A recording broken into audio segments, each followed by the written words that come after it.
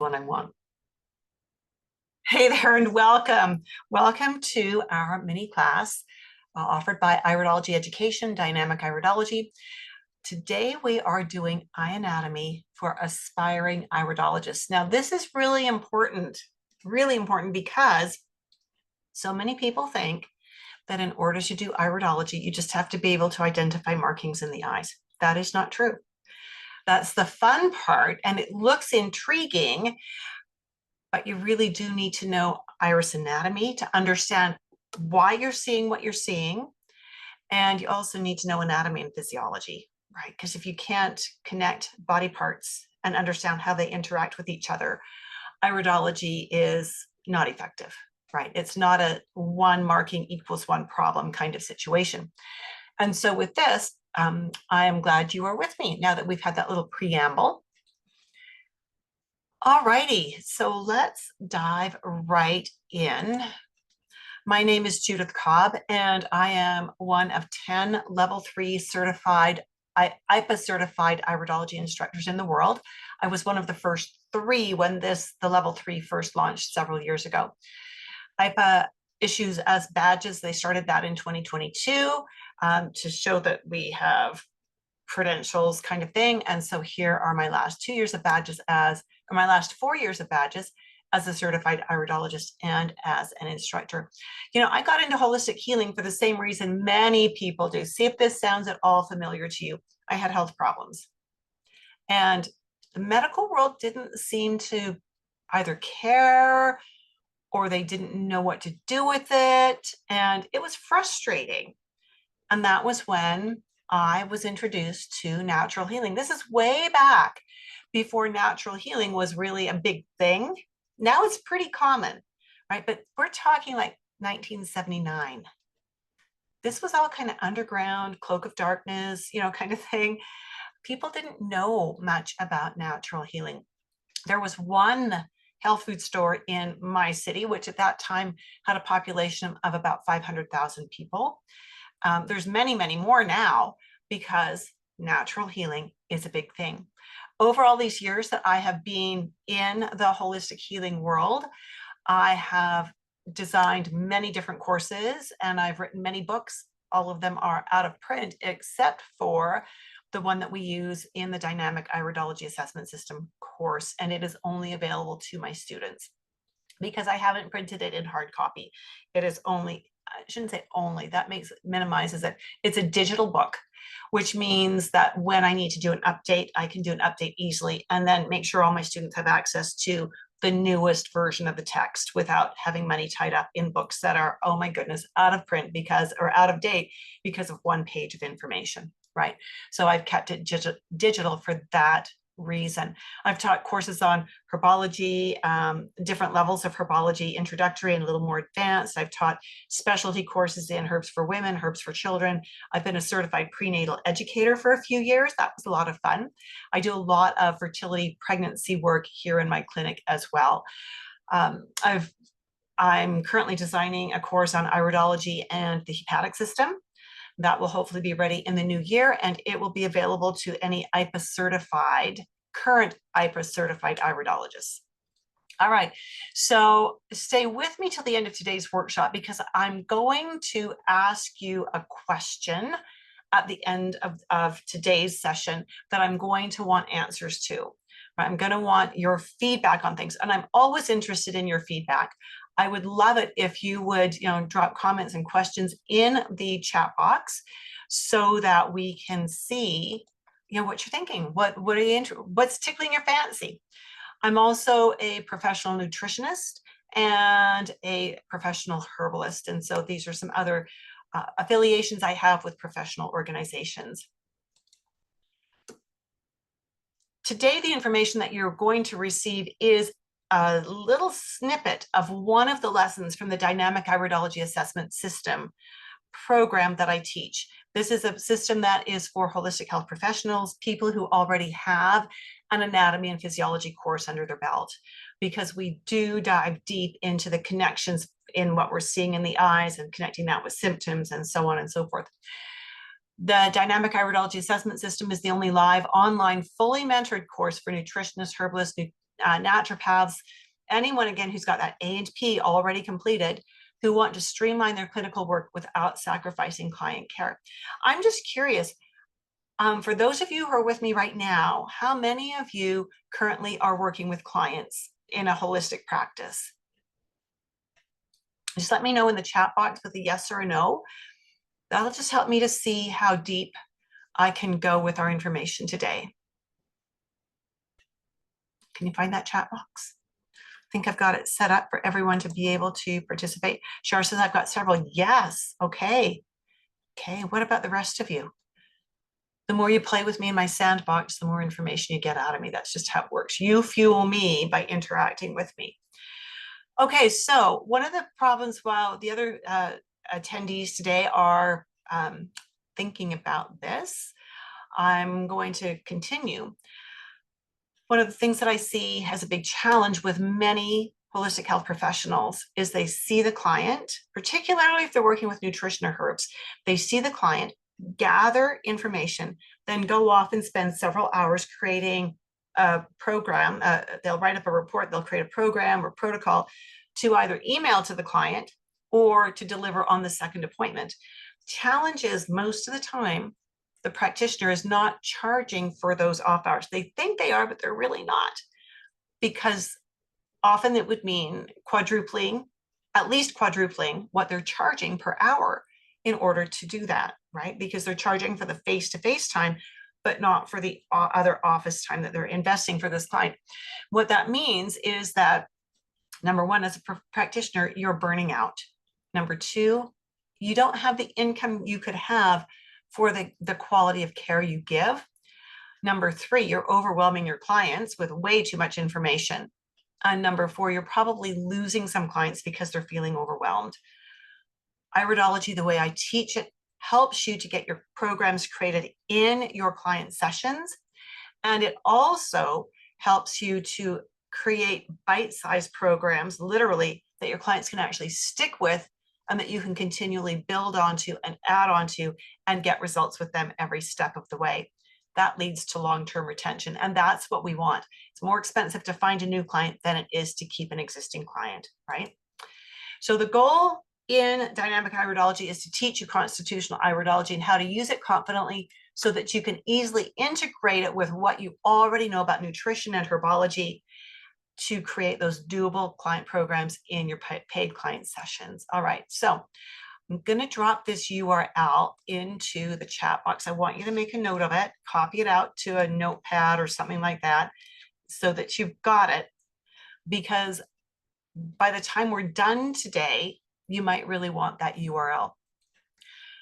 If what you learned today resonates with you, if you're going, yeah, this makes sense, then I'm inviting you to use this link that I posted to schedule a time to meet with me one-on-one on Zoom, to talk about your goals for your business, and to talk about what it would take to learn iridology to add that to your practice, right? So towards the end of our class today, I'm going to ask you another question that, because I'm about what you've learned here, or let me do that over. Sorry, I was distracted by a little notice that popped up. Toward the end of our mini class today, I'm going to ask you a question about what you've learned here, or what your biggest aha moment was, those light bulb moments. I'm going to want an answer from each of you. So be thinking about that as we're going through. What did you learn? What was your biggest takeaway from today's session? Okay, so this is the school marm and me coming out. So take notes. All right, you ready to learn some iridology? Let me know in the chat box if you are. You ready to learn some eye anatomy?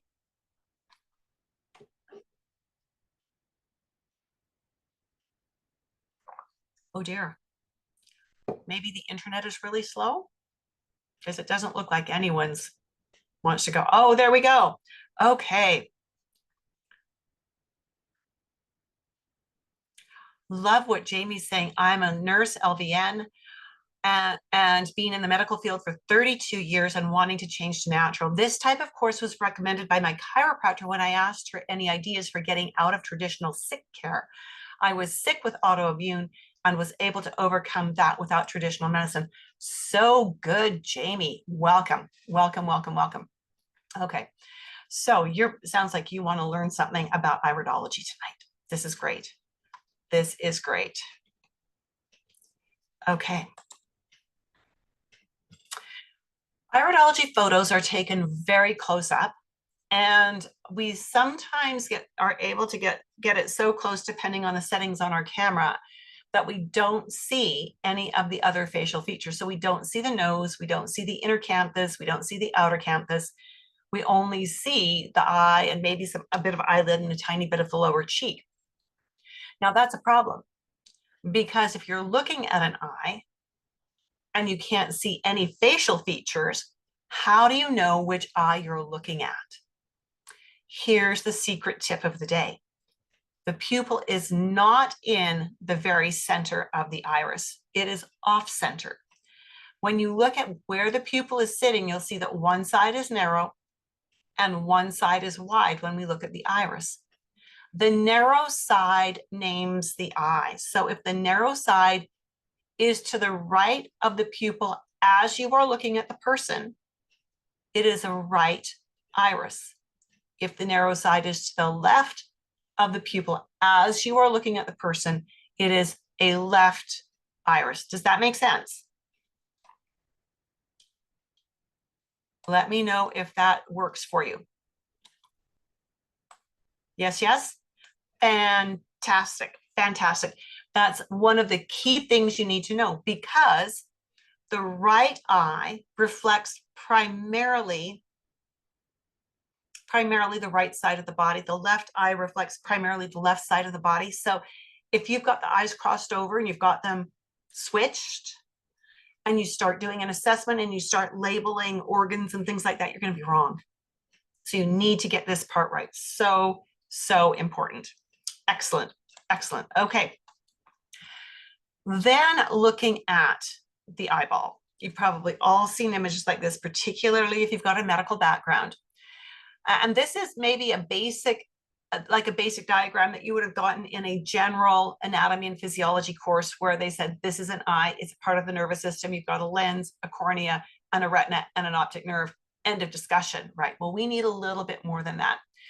So when we are looking at this, it helps us to understand that the eyeball is actually the nerve receptor of the optic nerve, right? So we've got the optic nerve right back here, and the eyeball is the nerve receptor of that optic nerve. The eyeball has two fluid-filled chambers, a small anterior chamber and a large posterior chamber. And these are separated by the lens and the iris, which are held in place by ligaments and so forth. The pupil itself is really the aperture or the opening of the iris. So the pupil's a hole, right? It's a hole in the iris. The entire eyeball is encased in a tough membrane that is made up of two parts. The largest part of this is the sclera, that's the white part. And the smaller part is the cornea, that is the clear part. This clear part, of course, is directly at the front of the eye and right in front of the iris and the pupil. And of course, with it being clear, it means light can be refracted through that lens onto the retina, where it can stimulate the rods and the cones and the nerves, send the message to the brain, and the brain can interpret that. The optic nerve exits the back of the eyeball and splits into two nerve pathways. This is super important for vision as a human being. So each eye sends messages to its own side of the brain on one of those nerve pathways, so straight back to the occipital lobe, to the visual lobe, visual cortex, and the other one, the other pathway crosses over. So you've got two crossing over, coming back to those visual centers in the brain, and one on each side, so two more going straight back. That is what gives us 3D vision. Okay, without that, we would not have 3D vision. We would not have depth of field. Where those nerves cross over is called the optic chiasm. Now, what we're going to do is we're going to take this piece of iris, just this little piece here, we're going to flip it on its side. So we're right here with that little piece of iris. And now we're going to look at a cross section of the iris. So iris is round. It's like a donut, right? So what we're going to do is we're going to cut the donut and we're going to look at the end cut on that donut. Does that make sense? So that we can see the layers inside the donut. Does that make sense? If that makes sense, give me a makes sense in the comments box. Let me know that that is going to work for you. Perfect. Excellent, Shar. Thank you for that. Really appreciate that. I'm hoping, and Maria is saying makes sense too. Excellent, excellent. So good. So this is that cross section. So we would have the pupil right here. And this is the front facing side of the iris, of the eyeball, of the iris rather, just the iris, because the cornea is up here, right? So we'd have the cornea up here, that anterior chamber. Then we have the iris, and over here, that iris connects into the sclera. Okay, so do you have your situation straight here? Do you know what we're looking at? If you know what we're looking at, give me an IC. Shar is saying, yep, that totally works for me, Shar. Great, great. So some of what we need to know in here. Okay, I lost Marie. Thank you for letting me know. Okay, so let's come back here. Notice what this looks like. The pupil would be right here. So this is a cross section of just this right here. Notice we've got sclera, we've got cornea, we've got anterior chamber, and then we've got iris. So that's what I was saying. We would have cornea here. We would have anterior chamber here. We would have pupil here. And this is just iris tissue. Did that help, Marie? Yes? Fantastic, fantastic. I love questions, and I love it when students let me know that something is about as clear as mud, because it means we need to go back and go over that. Tells me the student is processing information, but it's not processing well, and we need to go back and make sure it processes properly. So let's start with this anterior border layer. Anterior means at the front. Remember, we've got the anterior chamber here. So this is the anterior border layer right here. This is, again, behind the cornea. This is the layer that holds the iris pigment. So the primary pigment that makes a blue, iris blue, well, there's very little pigment there. That's why it's blue. But that primary pigment that actually there's a little bit in a blue eye, and there's a whole lot more in a brown eye, is the same pigment. So a blue eye just doesn't have very much of it. A brown eye has a whole lot of it. And this is the layer that holds that pigment. So in a blue eye, we're not going to see much visible pigment here. In a brown eye, we are going to see a lot of pigment. And of course, in a brown eye, that pigment is going to look very brown. Okay. And you're in your brown eye, that just means we've got a lot of the pigment here. In a blue eye, you don't have very much at all. And that's why it doesn't look brown. Everything between this anterior border layer and these two layers of posterior epithelium tissue, this is known collectively as the stroma. Okay, so this is made up of trabecular fibers. It is made up of blood vessels. There's blood vessels running through it. There's nerve pathways running through it, nerve fibers, and there's muscular tissue running through it as well. We've got two muscles here that we're going to talk about in a moment or two. One of those muscles actually is called either the dilator muscle, or it can also be called the posterior membrane. This is made up of muscle fibers, and it is responsible for dilating the pupil when the light is dim. Dilating the pupil when the light is dim. It forces the iris tissue to compress. And because this end of the iris is anchored in elsewhere, this end of the iris has to move. So if this is getting shorter, this is getting pulled back, which will make the pupil bigger. Does that make sense?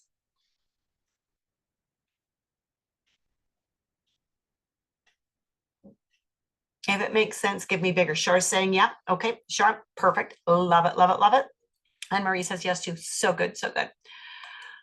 This posterior epithelium is a really important tissue. It is exactly 2 cell layers thick. It is dark brown or black. And you'll notice that it wraps around this inner edge of the iris tissue. So these cells here are exposed to light. That's important because these are very light sensitive. When these are stimulated by a lot of light, they send that message to the brain that says, oh, we need to make that pupil contract. We need to make the pupil smaller so we don't get so much light in here. If there's not very much light, these cells are stimulated and they send the message to the brain that says, it's really dark in here. Can we open up that pupil and get a little more light so we can see better? So this posterior membrane, again, very important. And sometimes it will make that inner iris edge look a little bit fringed. All right, so we also then need to be aware of layers in the iris, because as this suggests, the iris is not just 1 cell layer thick. We know there's at least 2 cell layers for that posterior membrane, that posterior epithelium. We've got at least 1 more cell layer for the anterior border layer. And then we've got all of these layers in here, again, collectively known as the stroma. So when we are looking at an iris, we are looking to see how much shading is there, right? Because when we have shading, like we do coming around the edge of this iris, and we've got a little bit of shading in here. You can see this is a little darker. It's a bit of grayer in some of these areas. This one has quite a bit of heavier gray in it. We've got a bit of a gray there as well. Even a little bit here at 20 minutes and here at about 28 minutes. That tells us that we're looking at a bit of separation in the fibers and we're looking down between the fibers a bit. That's what's giving it the gray hue. It's like looking down into a crevice. If you've ever been on a mountain and there's been a crack in the mountain and you could look down, you've got light for a little ways, but it gets gray and dark pretty soon as you're looking down there, right? So this is an important measure for us of how resilient this person's body is. Sometimes the fibers look like they're sitting really high on the surface, like they were just laid on the surface of the eye, and you can see there's texture, there's 3D to that. That gives us even more information. Sometimes, and so that would be looking at something like this, something that's raised up, or like this that's raised up. With shading, we're looking at separations in the fibers. Then we have things like this. This ring is called a contraction furrow, and it's a divot that has formed in the surface of the eye. These form prenatally. When this baby is in utero and is being exposed to hormones, including and particularly stress hormones that the mother is producing, those stress hormones affect the baby's nervous system. When we are flooded with adrenaline, our pupils get huge, right? And they get huge for a reason. They do that so that we don't have to turn our head so far. It increases our peripheral vision. We don't have to turn the head so far to see the bear that's chasing us, right? And there's a lot of other impacts that happen because of the adrenaline flood that we get. So someone who's got a lot of contraction furrows like this was exposed to a lot of stress hormones prenatally, right? And that trains their body as to how to deal with stress, right? Char's going, wow, yeah, right? It used to be like 35 years ago, you saw a few contraction furrows, but not many. Now, the 30-year-olds and the 40-year-olds that I'm working with, wow, they've all got contraction furrows. Our stress levels have gone up so much, and there's so much stress on pregnant women. It is nuts, absolutely nuts. And so these children are being born with adrenal glands that are already stressed out, right? Now, we also want to remember that we have that top layer, that cornea. That's what this white is. This is something that has accumulated in the cornea over time. So we see this marking, maybe not really marking, an indicator in the cornea, and it gives us information about some different chemistries that are likely happening in this person's body. So when I see that, I always want to see some lab tests to see what the doctors say is going on, but then I'm going to do a deeper iris assessment and a deeper sclera assessment. I'm going to ask a whole bunch of questions to see if I agree, to see if I maybe want to take things in a slightly different direction, in a slightly different way. We talked about the muscles. Now I'm going to pop back here for a bit because I want to show you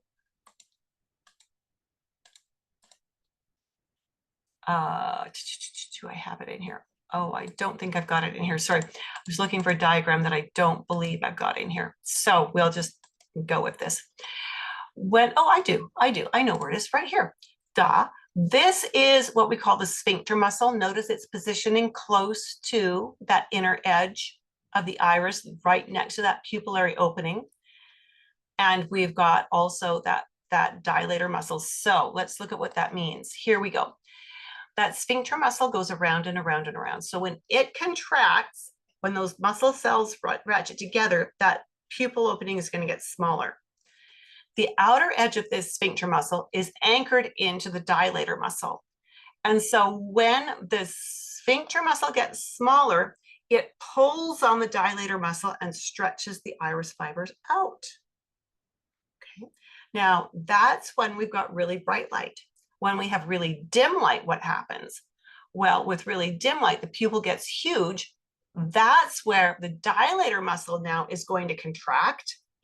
And because it is anchored to this edge of the sphincter muscle, it pulls the sphincter muscle open. And that opens up the pupil.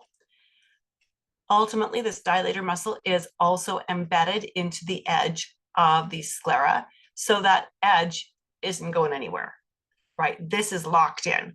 And that's why all of the movement happens in the center of the iris, or the center of it happens in the pupil rather. Does that make sense? If that makes sense, give me pupil in the chat box. Pupil, fantastic, love it. So good, so good. All right, so sometimes we can see that constrictor muscle really clearly in an iris. Can you see that from this pupil's edge to about here, we've got one color, one tone, and one kind of a texture happening, everything from the edge to out here. I call this the pom-pom zone. Don't tell anyone I said that because that's not its real name, right? But it looks like a pom-pom. Can you see that? If you can see that, give me an IC in the chat box. That we've got an edge right here, right? Perfect. This is that constrictor muscle. And because we can see the edge of this, it tells us that there's likely a layer of fiber missing from this part of the iris. Whenever there's a layer of fiber missing, it tells us that body part is going to have genetically, inherently, a slightly reduced function. Okay. And of course, in iridology, we learn what this correlates to. We learn what this correlates to. We get into lots of details. This again is this is a neat diagram, not 100% accurate, but it gives you the idea of blood flow, because each and every one of these things that we call fibers, they're not really fibers, they're capillaries, and they're coated with collagen because the eye needs good circulation. It's not just the sclera that needs good circulation, but the iris itself needs good circulation to keep those muscles healthy, right? So when we look at this, this will make complete sense to you. Arterial flow starts at an edge. So whether it's starting at the outer limbus, that's what we call this edge, or the inner pupillary border, if it starts at an edge and moves towards that ring, this ring in here, that is arterial flow. When that blood vessel then makes its way back out to that edge, that is our venous flow. The mirror image happens on that inner border of the eye, where from the inner border towards that ring is our arterial flow, and then back out is our venous flow. So it's just like you've always learned, if it's moving away from the heart, it's arterial. If it's moving back to the heart, it's venous, right? So that one's pretty easy. Can I show you on an eye photo? Sure, I can. So you don't get to see where things happen because, like I said, that diagram's not totally accurate. So any one of these fibers coming in will connect with this ring, and then it's going to make its way back out. Okay. And because this is so busy with so many blood or so many capillaries, so many trabeculae, that's the proper name for them here. We can't usually see. Sometimes, and I don't have a photo of this handy to show you, sometimes these trabeculae will not have their collagen coating. And so a capillary is red, right? So what we see is a red capillary, and we can then literally trace its pattern. We don't know which side of it is arterial and which side is venous, of course, but we can see coming in, moving across and going out. Sometimes it's not very common, but we do see that occasionally. Shar, you are very welcome. Very welcome. Okay, so what else did I want to cover here? All right.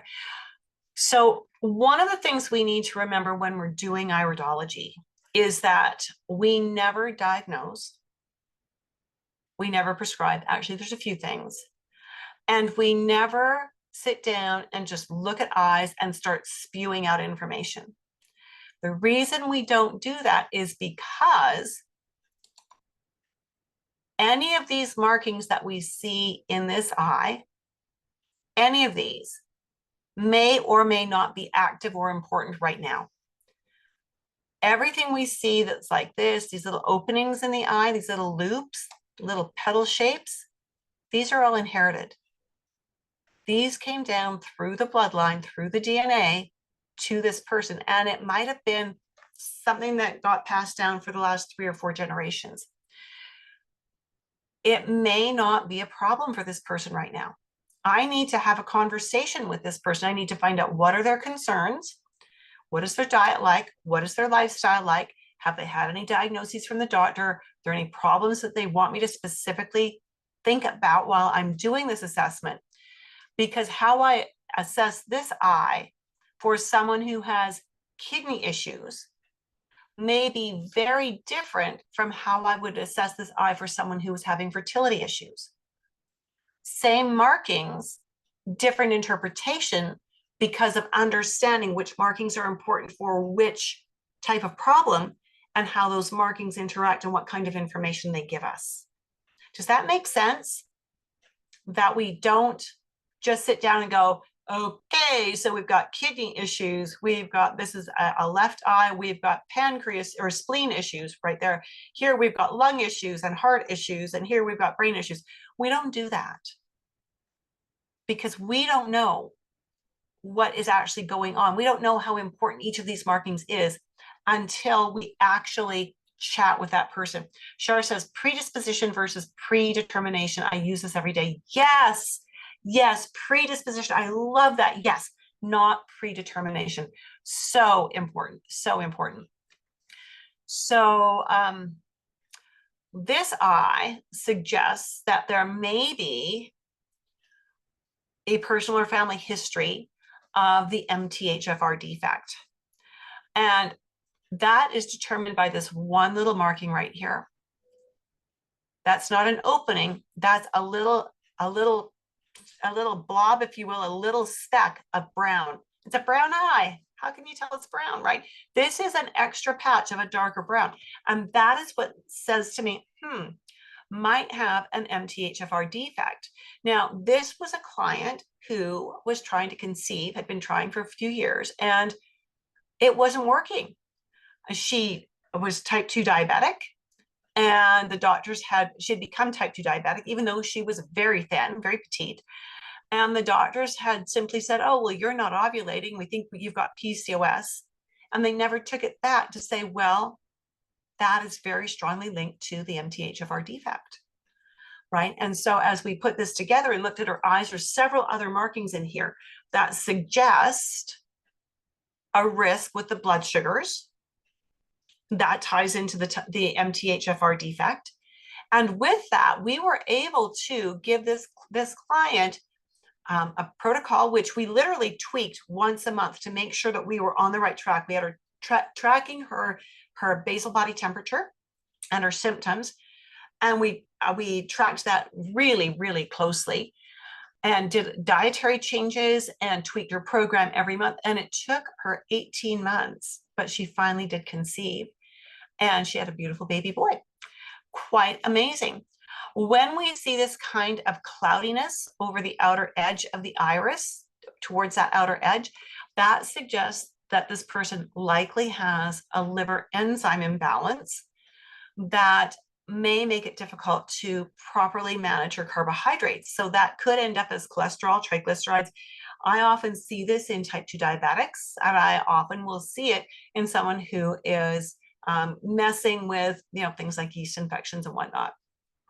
Now, I would never spend the entire appointment talking about every single marking I see, because we would be here for a month of Sundays and my client would leave feeling absolutely hopeless. Far better for me to sit down with this client and say, what are your concerns? I want to get pregnant. Fantastic. Tell me about your menstrual cycles, blah, blah, blah, blah, blah. Tell me about your diet, blah, blah, blah, blah, blah. Tell me about your activity levels. Get all this information. What are you doing for supplements? She was doing really cheap gummy supplements. It was not a good scene. And so then I can look at her eyes and I can go, okay, well, we've got this. We've got these, which in her teach me that about how she uses B vitamins. We've got this. We've got things sitting right up here, right? We've got enough things that give me information that teach me what direction I need to take to help her get her blood sugars balanced so that we can overcome the PCOS or move towards overcoming PCOS. And if she's MTHFR, which I suspected she was, what we need to do to help from that perspective as well. And that was how it worked. We didn't talk about most of the markings in her eyes. We only talked about the ones that were important to what she wanted help with at that time. If she was to come back now that her baby is 2 years old, if she wanted to have another baby, we'd have another look at things. If she said, no, I just want to be healthy now, I just want to keep moving ahead with my health, we would look at these eyes from a different perspective, right? We wouldn't necessarily be concerned so much about fertility, although being fertile is usually a good indication that someone is healthier, but we would be looking at longer term kinds of things. I'm hoping she's kept everything that I taught her about diet and about supplements, because so much of what we did with her was things that she could take with her moving forward for the very, very long term. So I have an invitation for you. If you want to learn more, and we still have more eyes to look at, I think we do. Yeah, we do. If you want to learn more, the next Dynamic Iridology course is starting on Thursday, February 27th, 2025. I only ever take a maximum of 10 students per course because I like to have a lot of interaction, and it's taught by live meeting, not webinar. So the big difference is with a meeting online, you have your camera and your microphone turned on, and we have back and forth conversation as we're learning things. I ask questions, I get answers, I want insights from students, right? So if you're a health practitioner, if you've already completed that college level anatomy and physiology course, or any other training that you needed A and P for, and if you're thinking that learning a deeper level of iridology is where you want to head, then use that link I gave you earlier. I'll give it to you again later on. In fact, on the very next slide, to schedule a Zoom meeting with me. Let's talk about your business, where you want your health business to go. If you're just starting it out, what do you want that to look like? Is there a place for iridology in it? If there is, we'll see if it's a good fit for you. If it is, that I will invite you to enroll. You only get to enroll if you have a conversation with me. And not everybody who has a conversation with me is ready to enroll. And I'm perfectly fine with that. Perfectly fine with that. And if it's not the right time for you to enroll, we'll talk about what would be your next step. So really important that we keep that in mind, that doing an Iridology Insight call is all about finding out if this will actually work for you or not, right? This isn't about me strong arming you into anything ever, because that's not how I operate. Okay. So again, if you're interested in learning more about the course, the big details of it, we'll cover a few of them here. I believe we've got another couple of eyes to look at as well. Shar says, I've been wanting to get started for a couple of years now, hoping this is the year I will schedule a call. Shar, I look forward to speaking with you. So good. So if you want to learn more than just iris markers, if you want to learn how the iris markers play off each other, if you want to be mentored in creating programs for your clients, so that, if you're working with an iris that's difficult or a case that's difficult and you're going, oh my goodness, what do I do?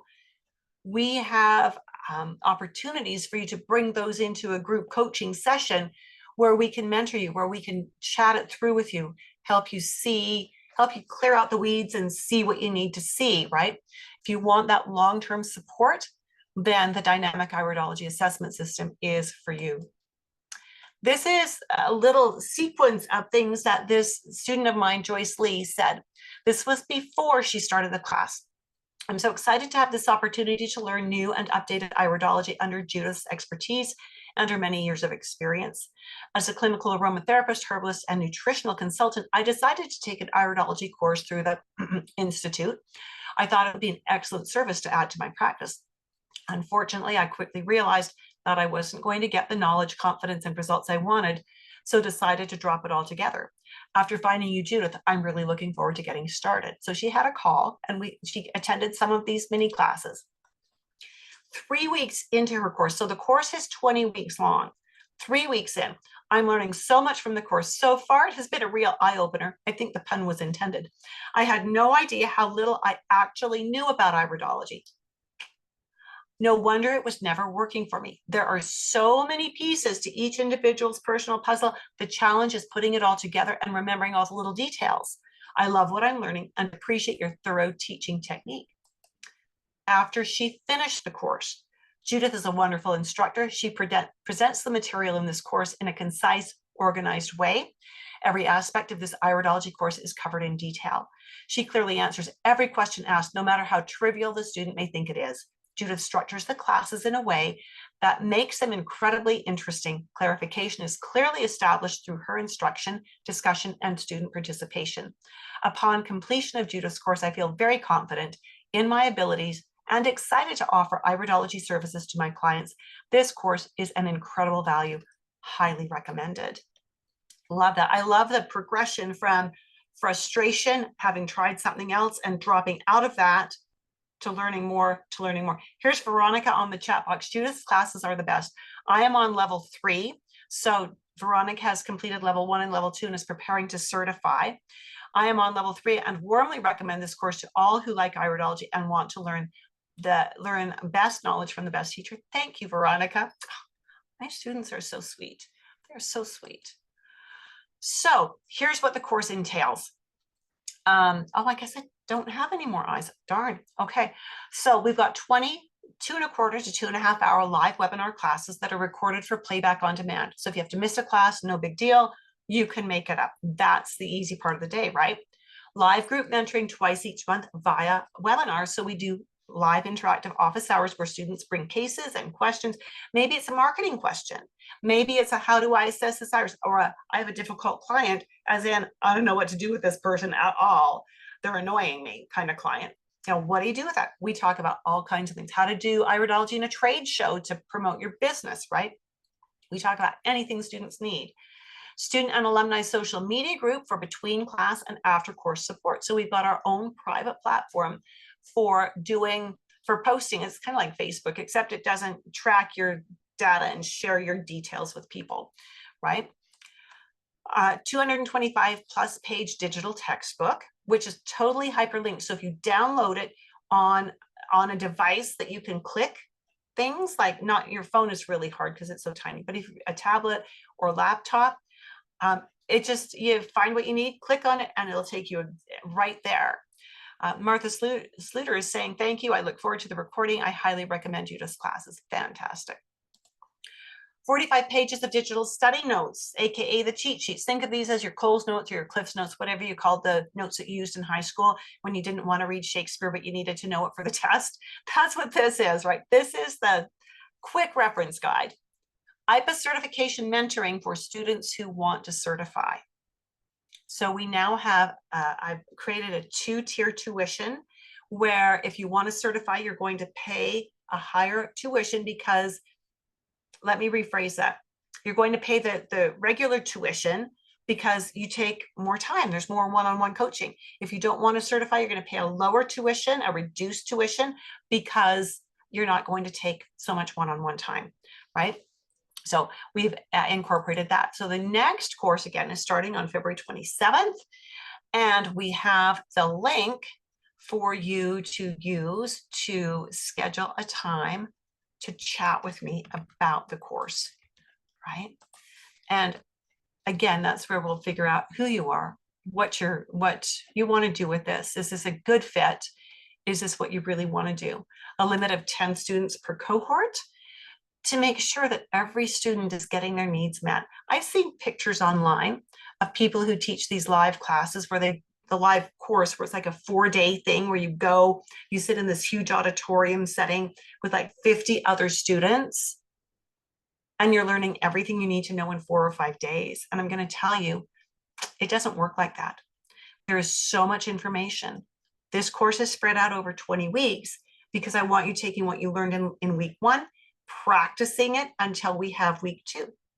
Then you learn week 2 and you practice that until you learn week 3. The only way you know what questions you have is if you practice between classes.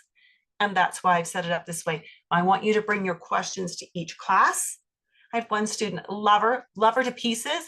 She has a master's degree in education. When she would come to class, she would literally start our classes with 15 questions. I loved it. I loved it because she was studying, she was processing, she wanted all the pieces to fit, and she gave me the opportunity to help them fit better for her. And that's what was so important. So with this, again, I encourage you, I invite you, if you've got A and P already, and it doesn't matter when, if you're in a licensed health profession, your license will count. If your license is lapsed, we're going to need to get your transcript somehow to show that you've got A and P. And yeah, and that's the foundation you need to learn iridology well. Any questions? I have that question for you. So for today, what was your biggest aha? What was your biggest takeaway? What is the thing that you went, wow, this is cool, or this is amazing, or you can see that in an eye? What was your biggest, learning the left from the right? There you go, Marie. That is so fundamental and so critical. Good job. Way to go. Who else wants to share with us what their biggest aha moment was today? For anyone who watches this on the replay, I want you to take a moment, if you would, please. I'm inviting you to like the video, drop a comment, share it with a friend, and subscribe to my channel. Let's make this video shine so that more people can find it. Shar says the cortisol and prenatally elevated cortisol for mom. Yeah, right?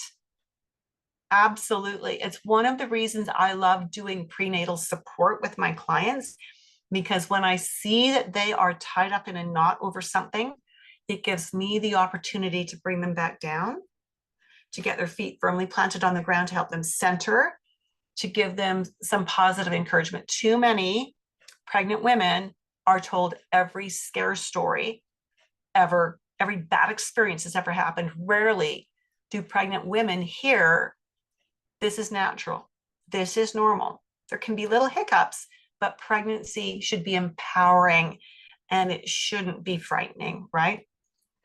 So is the AMP with LVN nursing school good, or would I need to go back and take a regular semester class? What I would suggest, Jamie, is we would need to run it past IPA, the International Iridology Practitioners Association, to see if they will recognize it. And if they will, then you're good to go. If they say not quite enough, then I can connect you with a self-paced online A&P course that you could work through probably pretty quickly, right? And so, you know, one that you could literally probably get done in under 2 months if you want to get in on the February start date of dynamic iridology. Okay. Maria is saying, thank you for the information, and I hope you have a peaceful holiday season. Maria, I have 7 children and 10 grandchildren. There is no peace, but it's a lot of fun and I love it. So, all right.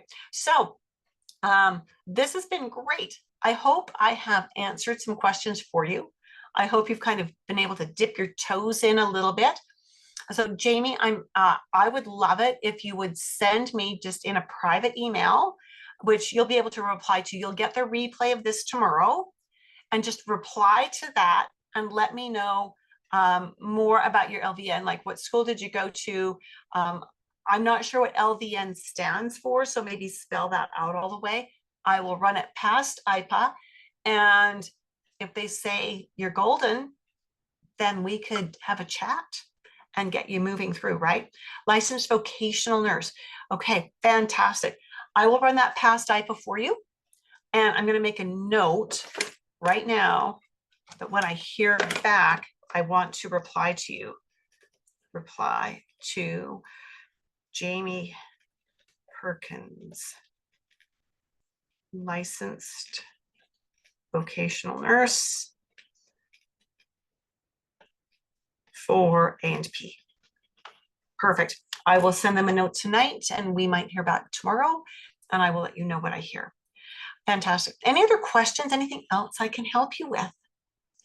So that was a 30,000-foot overview. Of course, in the dynamic iridology course, there's a lot more eye anatomy detail. We did not cover everything. And of course, there's a lot more information altogether. So that was just a taste, just a taste. So with that, my friends, we will do another mini class. I don't know what the topic will be yet. I haven't decided, but it looks like I've got it scheduled for Monday, the 23rd, because Tuesday is the 24th. And like I said, I've got all these adult kids and all these grandchildren that I have to spend Christmas Eve with. So we'll do a mini class. It'll be earlier. It'll be 4 p.m. Mountain Time on Monday, the 23rd. So maybe bookmark that and watch for the email, watch for the Facebook post about it, whichever you prefer. And you'll be able to get in on that mini class on December 23rd at 4 p.m. And that's 2024 for anyone watching the recording. All righty. Have a brilliant evening. We will talk to you soon. Bye for now.